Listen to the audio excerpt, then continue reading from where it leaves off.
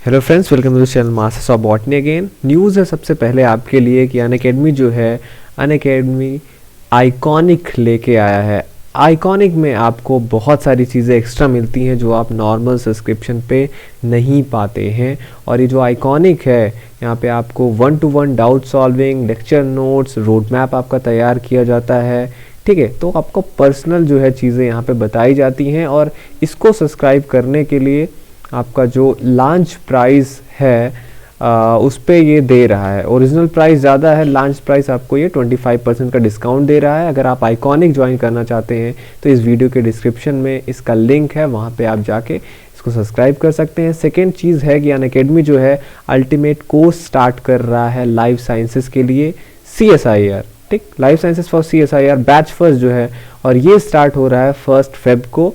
Unacademy के top educators Himanshu Yadav, Neha Taneja, Virendra Singh और मोहम्मद सलमान इस कोर्स को लीड कर रहे हैं। तो अभी भी अगर आपने पिछले वाले कोर्सेज नहीं लिए हैं और अब आप चाहते हैं कि यहाँ पे आपका टाइम पिछला वाला आपने नहीं ज्वाइन कर पाया था, यहाँ पे आप ज्वाइन करने का चांसेस है। इसका भी जो लिंक है वो इस वीडियो के डिस्क्रिप्शन में है, ये भी आपको मिल जाएगा। थर्ड चीज़ जो है ये अभी बहुत पॉपुलर है अनअकैडमी पे, अनअकैडमी कॉम्बैक, जहाँ पे कोई भी जो होता है वो पार्ट ले सकता है। अनअकैडमी के कॉम्बैक में ये समझ लीजिए पूरे इंडिया का लार्जेस्ट अब कंपटीशन है, ठीक है, फॉर CSIR UGC नेट के लिए, जहाँ पे आपको 60 मिनट मिलते हैं। वहाँ पे आपके लिए 23 क्वेश्चन रहेंगे और ओरिजिनल CSIR के क्वेश्चन है जो बनाए गए हैं अनअकैडमी के ही टॉप एजुकेटर के द्वारा, वो रहेंगे। और ये टेस्ट सबसे अच्छी बात है लाइव होता है, आपको वहाँ पे अपना ऑल इंडिया लेवल पे लीडर बोर्ड पे आपको अपना रैंक भी दिखेगा।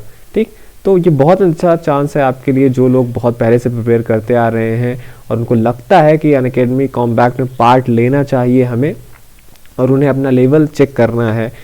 ठीक, तो इसमें पार्ट ले सकते हैं। जनवरी 31 डेट याद रखिएगा, 2 बजे ये है आपका अनअकैडमी कॉम्बैक। तो अभी आप भूल ना जाए आगे, इसलिए आप अभी ही रजिस्टर कर लीजिए। हाँ, एक चीज़ और है, बॉटनी 10 जो है यहाँ पर रेफरल कोड है बॉटनी 10, वहाँ पे आप जाएंगे, आपसे रेफरल कोड मांगता है, वो डाल के आप इसको अनलॉक कर लीजिएगा। इसका भी लिंक जो है इस वीडियो के डिस्क्रिप्शन में है। अब आते हैं हम क्वेश्चंस पे। Hello friends, welcome to channel masters of botany again. मैं हूं आपका दोस्त Vinay Kumar Singh. Cytology, biochemistry, molecular biology से होते हुए हम अब पहुंच गए हैं जेनेटिक्स पे। जेनेटिक्स पे मैंने ऑलरेडी जो है मेंडेलियन और पोस्ट मेंडेलियन वाले जो बनारस हिंदू यूनिवर्सिटी एग्ज़ाम में पूछे गए थे क्वेश्चन पेपर, उसका सोल्यूशन दे दिया है। तो अभी देख लेते हैं आपने कितना पढ़ा है, या खुद से मैंने आपको बहुत पहले से ही बोल के रखा था कि आप जेनेटिक्स प्रिपेयर रखिए। मैं ला रहा हूँ आपके लिए 25 MCQs। तो चलते हैं बिना देरी किए, स्टार्ट करते हैं और देखते हैं आप आज जो है कितना आंसर दे पाते हैं। ठीक, तो सबसे पहला क्वेश्चन है यहाँ पे, विच one of the following characters of P was not studied by Mendel. आपको पता है मेंडल ने बहुत सारे कैरेक्टर स्टडीड किए थे, पर इनमें से आपको बताना है कौन सा ऑप्शन है जो P के लिए जो मेंडल ने नहीं जो है स्टडी किया था। Length of plant, shape of pot, colour of plant या colour of pot. Okay, hope कि आपने इसका आंसर दे दिया होगा। नेक्स्ट पे चलते हैं हम। Which one of the following is not characteristics of monohybrid cross? इसमें से कौन सा जो है 4 ऑप्शन में से मोनोहाइब्रिड क्रॉस का कैरेक्टरिस्टिक फीचर नहीं है। कह रहा है मोनोहाइब्रिड क्रॉस एक क्रॉस है जहाँ पे 2 प्योर ऑर्गेनिज्म का क्रॉस कराया जाता है in order to study the inheritance of a single pair of allele.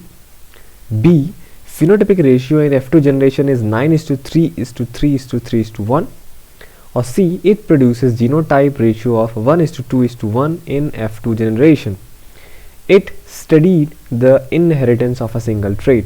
तो यहाँ पे आपको बताना है कि कौन सा जो है मोनोहाइब्रिड क्रॉस के लिए करेक्ट नहीं है। नेक्स्ट पे हम चलते हैं क्वेश्चन नंबर 3 पे। How many gametes will be formed in F1 generation of a try hybrid cross. आपको पता है मेंडल ने बहुत सारे क्रॉसेस कराए थे, monohybrid cross, dihybrid cross, और सब में जो है गैमीट्स जो होता है उनका नंबर जो होता है वरी करता है, क्योंकि यहाँ पे ट्राई हाइब्रिड क्रॉस है, 3 जीन इसमें इन्वॉल्व हैं। तो आपको बताना इसमें कितने आपको गैमीट मिलेंगे, 4, 8, 3 या 16। ठीक, होप कि आपने इसका भी आंसर दे दिया होगा। अगर आपको लगे कि आप जो है क्वेश्चन पे थोड़ा देर रुकना चाहते हैं तो आप वीडियो को पॉज कर सकते हैं, ठीक, उसके बाद आंसर देके नेक्स्ट क्वेश्चन पे बढ़ सकते हैं। ठीक, क्वेश्चन नंबर 4 पे आते हैं। The cross of F hybrid, firstly यहाँ पे F1 हाइब्रिड होगा। ठीक, मैंने यहाँ पे लिखा नहीं। The cross of F1 hybrid with either its dominant और recessive parent is known as. जो F1 क्रॉस के हाइब्रिड होते हैं, जब हम उनका क्रॉस कराते हैं डोमिनेंट या उनके रिसेसिव पेरेंट से, तो ये क्या कहलाता है? Test cross, back cross, reverse cross या पॉलीजेनिक इनहेरिटेंस में आता है ये। ठीक, तो इसका भी आप आंसर दे दीजिए। नेक्स्ट क्वेश्चन पे चलते हैं। Question number 5, 2 heterozygous pink flowers. ठीक है, ध्यान में रखिए, 2 हेट्रोजाइगस पिंक फ्लावर प्लांट थे। ठीक है, मतलब 2 प्लांट है, दोनों के पिंक फ्लावर थे, वो हेट्रोजाइगस है, आपको पता है। ठीक, हेट्रोजाइगस कंडीशन में पिंक फ्लावर है। अब वो ये जो है ऑब्टेन किससे हुआ था? पिंक जो प्लांट थे ये एक्चुअली रेड डोमिनेंट और वाइट रिसेसिव प्लांट के ये हाइब्रिड्स है जो पिंक फ्लावर वाले प्लांट है। ठीक, अब ये जो 2 पिंक फ्लावर वाले प्लांट है इनको फर्टिलाइज किया गया। कह रहा है expected phenotype ratio of progenies would be. अब इन दोनों पिंक फ्लावर से जो प्रोजेनीज आएंगी उससे आप क्या एक्सपेक्ट करते हैं कि उनका फिनोटाइपिक रेशियो कितना होगा? 1 red 1 pink 2 white, 1 red 2 pink 1 white, 1 red 2 white, या 2 रेड 1 पिंक 1 वाइट। ठीक, ये भी एक कंसेप्ट से जुड़ा हुआ क्वेश्चन है, अगर आपने वो पढ़ा होगा तो आप इसका आंसर दे पाएंगे। ठीक, होप कि आपने दे दिया होगा। नेक्स्ट चलते हैं question number 6। In a dihybrid cross F2 phenotype ratio 15:1 results due to.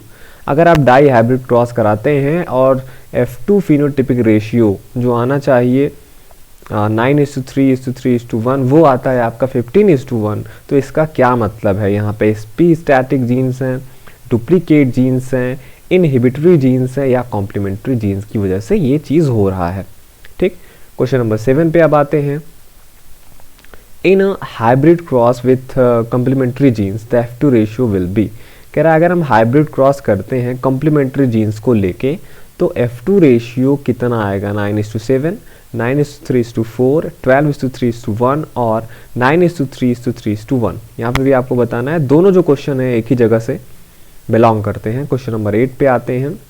Which statement is incorrect for multiple allelism? Multiple allelism एक कॉन्सेप्ट आता है जेनेटिक्स में। पूछा है इसमें से कौन सा स्टेटमेंट है जो मल्टीपल एलिज्म के लिए इनकरेक्ट है?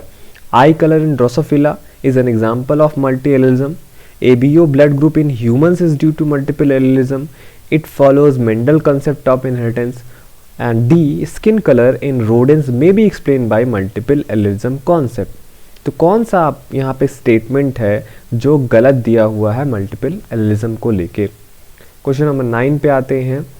F2 phenotypic ratio for a dihybrid cross for quantitative trait is। अब आपको यहाँ पे बताना है कि F2 phenotypic ratio कितना होता है अगर डाई हाइब्रिड क्रॉस हम करा रहे हैं, वो भी किसके लिए? क्वांटिटेटिव ट्रेट के लिए।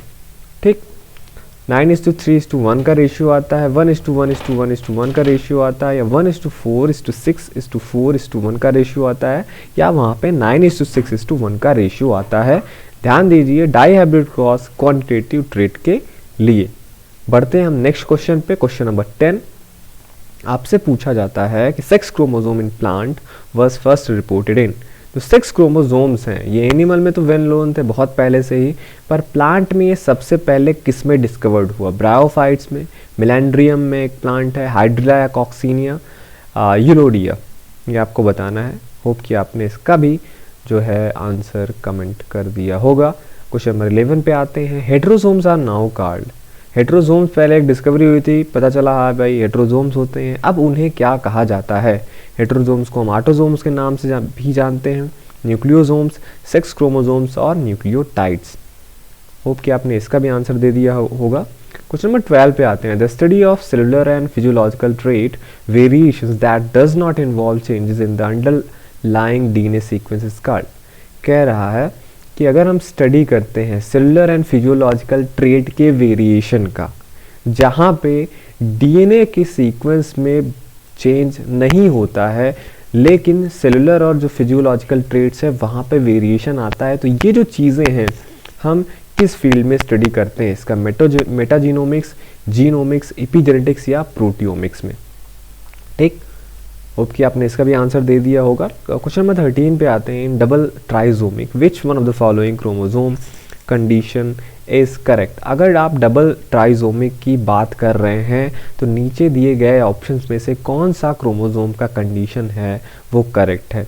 डबल ट्राइसोमिक में आपको 2n + 2n + 2n मिलेगा, 2n + 1n + 1n, 2 और 2n + 1 + 1 या 1n 1n + 1 वाला कॉम्बिनेशन आपको मिलता है डबल ट्राइसोमिक में। नेक्स्ट क्वेश्चन पे आते हैं, question number 14, which of the following is correctly matched. कौन सा इसमें से जो है ऑप्शन करेक्टली मैच्ड हुआ है। Monosomic is represented by 2n + 1, nullisomic is represented by 2 - 1 और trisomic is represented by 2n + 3. Sorry for the O, there will be an I here. Option number D, double monozomic will be represented as 2n - 1 - 1. इसका भी आप hope कि आपने answer दे दिया होगा। Question number 15 पे चलते हैं। The condition in which there is 1 to many or 1 to few chromosome is called. ऐसी कंडीशन बताइए जहाँ पे एक या एक से ज़्यादा या एक से कम क्रोमोसोम रहते हैं, वो वाली कौन सी कंडीशन में आता है। मोनोप्लॉइडी में, एनयूप्लॉइडी में, पॉलीप्लॉइडी में या पॉलीटीन में। ठीक, होप कि आपने इसका भी आंसर दे दिया होगा।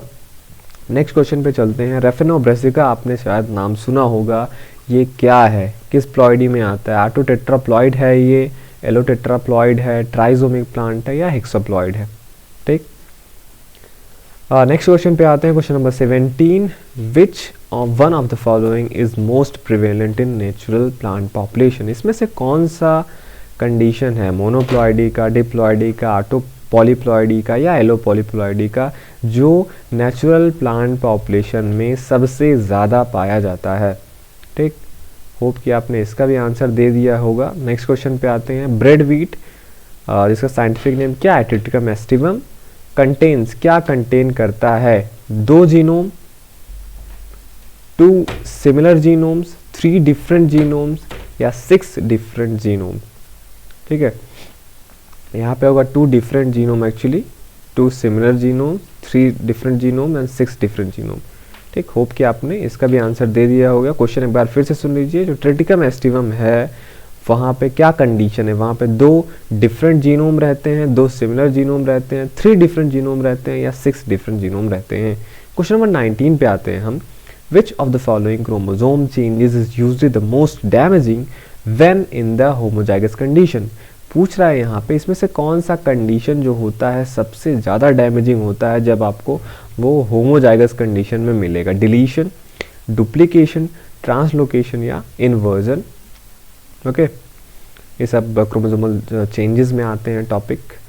क्वेश्चन नंबर 20 पे आते हैं। 7:1:1:7 का जो फिनोटिपिक रेशियो होता है डाई हाइब्रिड क्रॉस में, ये क्या रिफ़र करता है कि वहाँ पे इनकम्प्लीट डोमिनेंस हो रहा है, को डोमिनेंस हो रहा है, इंट्रैक्शन ऑफ जीन्स है या वहाँ पे लिंकेज है।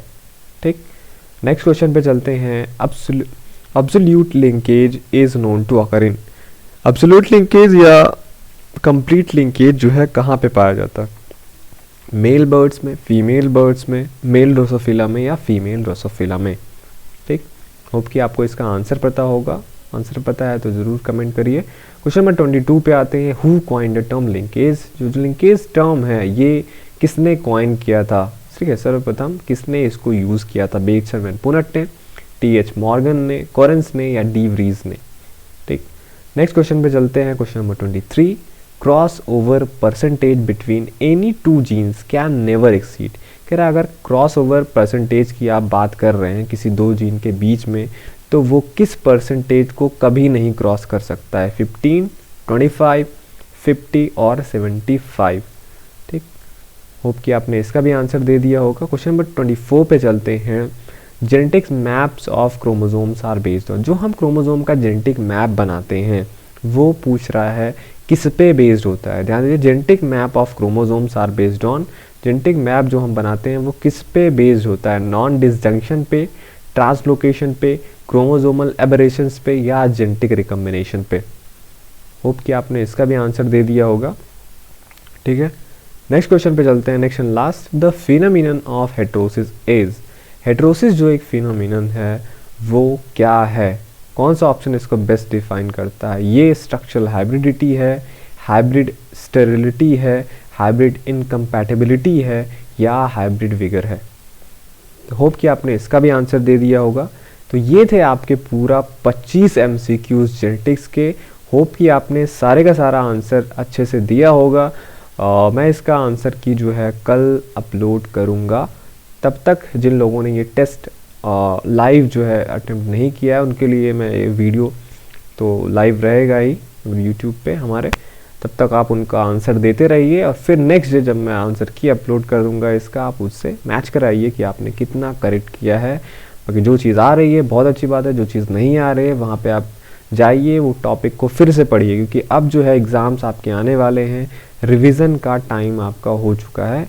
ठीक है, बहुत सारे टॉपिक आपको कवर करने हैं और आप अगर तेज़ी से नहीं चलेंगे तो आपका कवर नहीं होगा, इसलिए फास्ट फास्ट जो है सारी चीज़ें पढ़ते रहिए। तो मिलता हूँ मैं आपसे नेक्स्ट वीडियो में इसके आंसर की के साथ। तब तक चैनल जो है अगर आपने सब्सक्राइब नहीं किया है ज़रूर सब्सक्राइब कीजिए।